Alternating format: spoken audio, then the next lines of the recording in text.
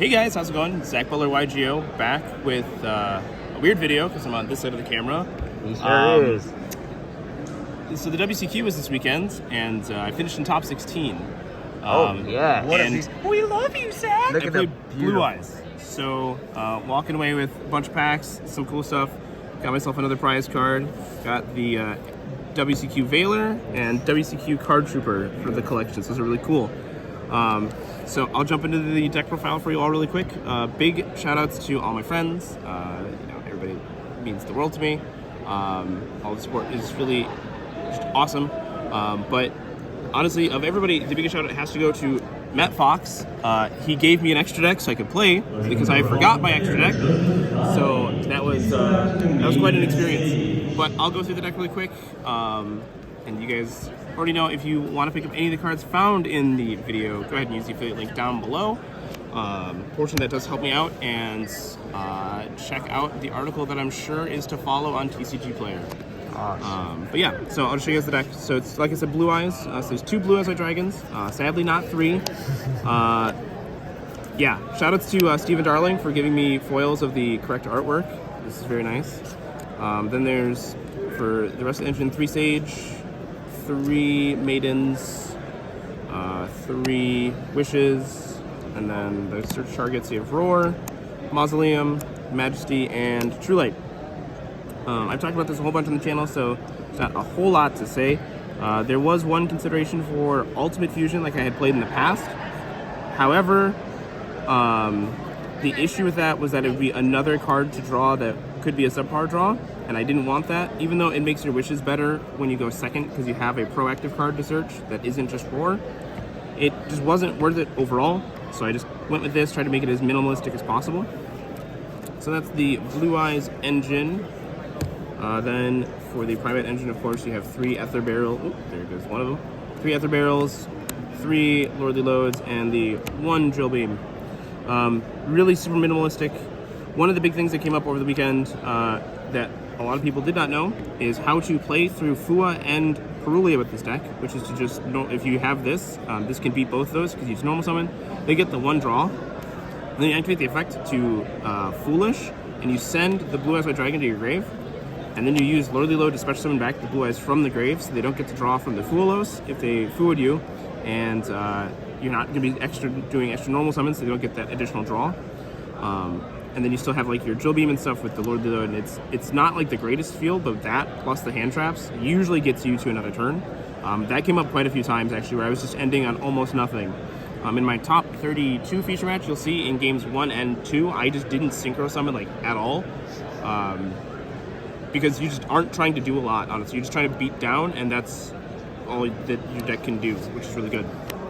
So that was the engine. For the non-engine, there's 3 Ash, 3 Foolos, 3 Perulias. Shout out to Evan for loaning these to me because I don't own these cards anymore.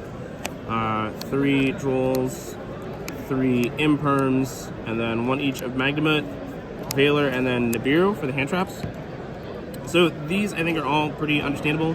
I did have to self-droll a couple times. Droll being a spellcaster, as I've mentioned in previous profiles, is really big. Veiler being a one-of was fine because I only ever wanted to search it with Sage, basically if you're winning. So like it didn't really matter. It was really important though and impactful in multiple games. Magnamut was huge, getting me to Ether Barrel if my hand just couldn't do it. The Charmies were actually kind of underwhelming overall, but the idea is that you play so many like low impact hand traps that it's fine. And then Nibiru is like the one high impact defensive card I played, and the reason why there's only 1 Nibiru is specifically because of the Charmies.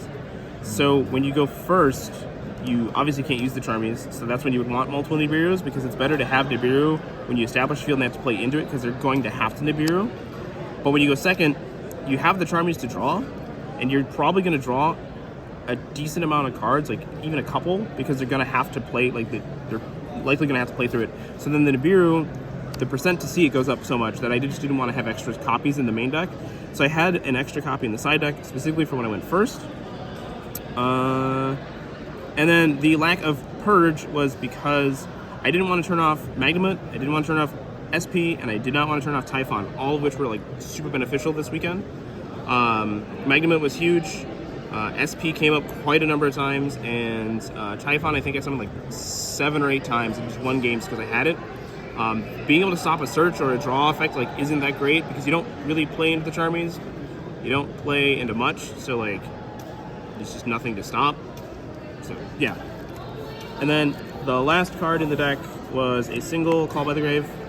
This is the 41st card. I just wanted to have it. It's just like a throwaway. Just, you know, a good card to blank stuff, so it was okay.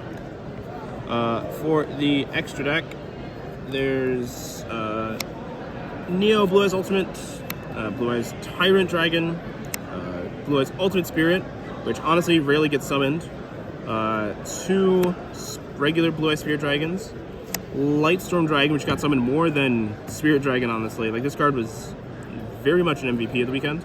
One of the other big MVPs was Azurai Silver Dragon.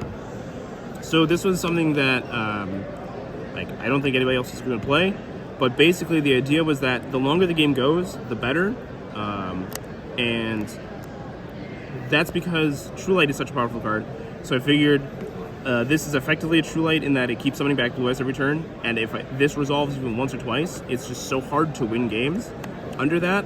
Also, it meant that Maiden could be summoned more often, and it also meant that Murakumo could not board wipe me, because I could just summon this, and then this would apply a blanket protection to all my dragons. It couldn't be destroyed by card effects, which is pretty good, and that came up once or twice. And then Ancient Fairy Life Dragon, just for OTKs, I think I did it like once. Typhon, like I mentioned, was huge. Double Spirit with Eyes of Blue. Double Heretic Seal of the Heavenly Spheres. I was ending on this more often than Spirit Dragon throughout the whole weekend because I felt like into Malice and even Ryzeal variants, this is just does more. Into Mitsu, obviously the Spirit Dragon is better, but I felt like Spheres was really good. I was really glad I did that. And then SP and Lina for the rest of the extra deck. For the side deck, there's 3 Lancia. Don't think that needs to really be explained. The second Nibiru, like I said, for when I go first. And then I'm citing Duster, 2 Lightning Storms. This is something I don't think I saw many people doing. I know I never got Dustered, except for like once. But having all these board wipes was really good. It just meant that going second, I had more power cards to draw into. And to lean into that even more, I cited double Forbidden Droplet. This one kind of underperformed, but I was still glad to have it the couple times it came up. It let me dodge Droll once, where I activated an effect, and then I immediately, on resolution, used turn player priority to activate Forbidden Droplet, and I sent a monster, so they couldn't Droll, so I got an extra search before they could Droll me. And that ended up winning me the game, which is pretty cool. And then the last 6 cards were 3 Strike, 3 Judgment. The idea here was that I side out of all 6 Charmies when I go first. I side into these, and I just turned it into a trap deck. Ending on Blue Eyes, White Dragon, Drill Beam, and a Solemn is like basically a game. Like they can't. It's very hard to beat that. Or ending on Spirit Dragon plus this is even better. So it was really solid, and I was really glad that these were there like every single time I would go first. And that is the deck. Let me know down below what you think if you have any questions, and until next time.